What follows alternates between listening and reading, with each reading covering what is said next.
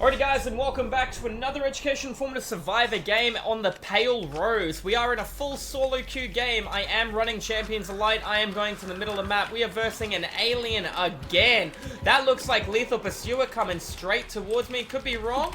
Looks like I am wrong. Decided to let go of that chase. She would have seen a lot of scratches there. That is okay. I reckon this is a fantastic place because if she decides to hit this rather than chase me, I'll place facing towards a shack.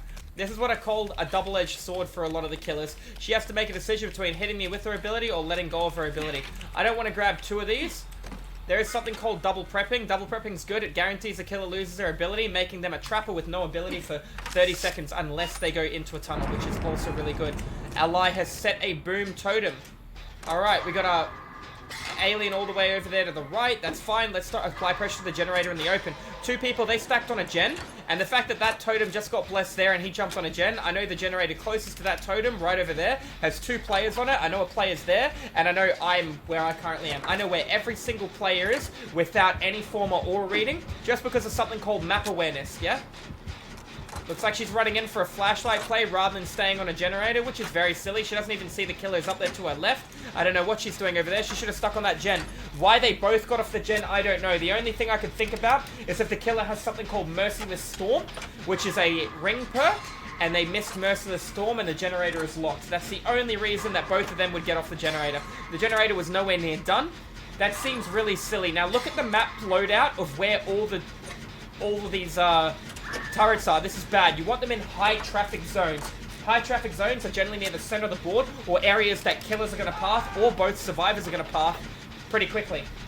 My gen's closest to being done. I have to be respectful to pain res. No pain res? Good to know. Let's keep applying pressure to the gen.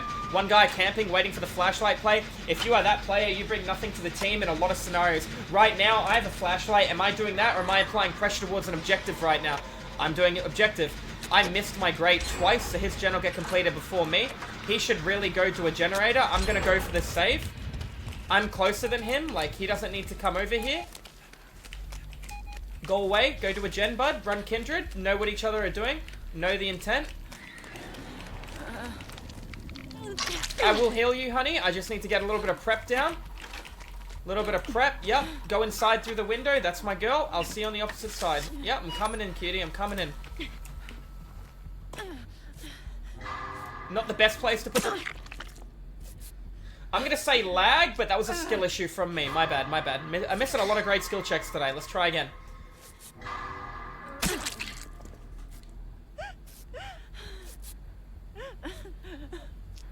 I don't have an excuse. Lag again.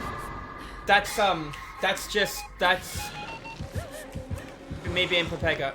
Careful, honey, honey, honey. Honey, honey, honey, honey, run, run.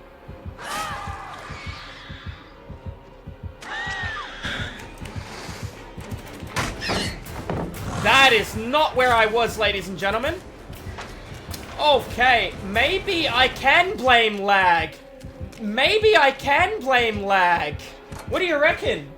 What do you reckon? I was miles away.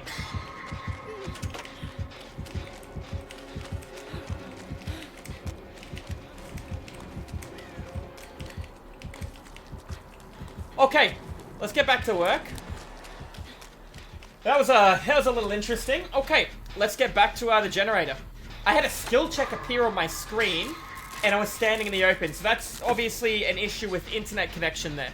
Killers committing to a tunnel, what's the smartest thing we could do? We already have one person running over there looking for a body block / flashlight play, which they did get, which is awesome. But that's inconsistent, as opposed to killer can look at a wall, killer can have light born, killer can have a lot of different ways in order to counter that. The killer currently, right now, has pressure on 50% of the lobby.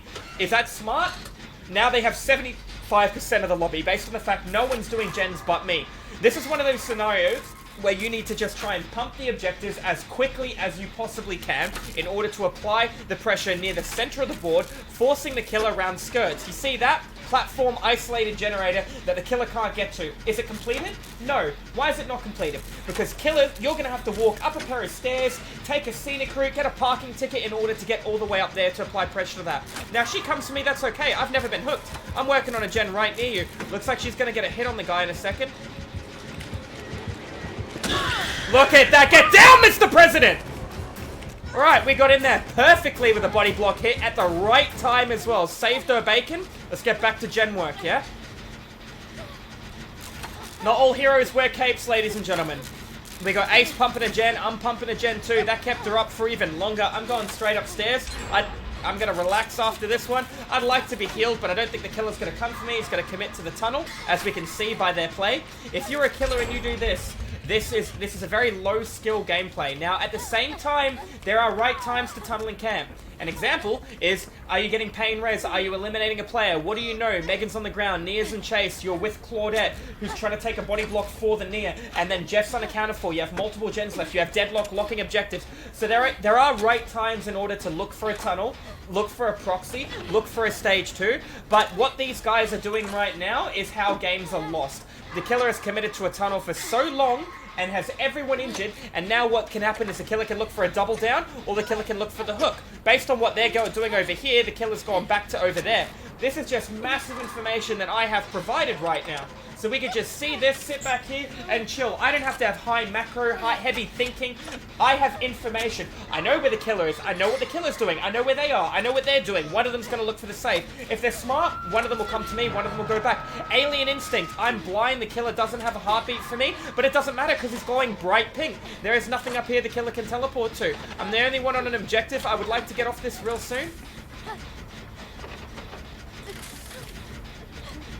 I don't know where the killer is. I have no heartbeat. He can't hit me from behind. That's not possible.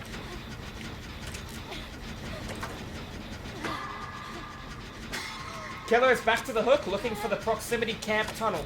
We've seen this playstyle the whole time. Ace is lighting a totem.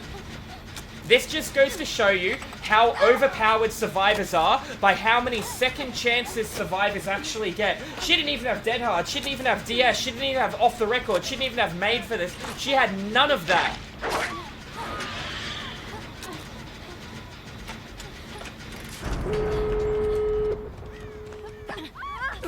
Killer got it down on the other guy trying to save the other dude. I'm going to go for one of the doors. I can look for a play when I get a heal. But it all comes down to what's happening. Ace is still setting up turrets, lighting totems. He's not even playing the same game we are right now.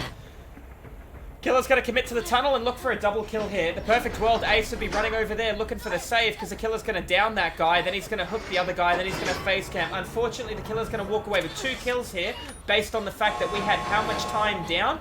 We had so much downtime, and it's unfortunate because this was an easy win for us. We just needed to play as a team, and unfortunately, at the end of the day, it came down to how many generators did I do? I think I did 3. I applied pressure in different areas. I maneuvered the map when I could. I don't believe there is a call where I can make it through the map and actually save that gentleman without trading with him. I'm going to open the door nice and early. If he finds him, I'm going to just walk out. I feel like there's a very valid lesson to be learnt here, and that lesson is don't walk around with a flashlight looking for a save when you can apply pressure to something else. That was the right call to do when the player was on death hook, but not for the entire duration of the game. Anyways, guys, we're going to dip there. That is going to be an educational, informative Dead by Daylight survivor game. If you enjoyed it, if there was something to learn, there was good macro to understand there from both what not to do as a killer and what to do as a survivor. So please apply that to your games. If you enjoy the educational content, tune into the live streams. I stream DBD 5 days a week over at Twitch if you guys want to pop in there. And I'll see you in the fog in the next video. Have a good one, guys. Thank you. Cheers.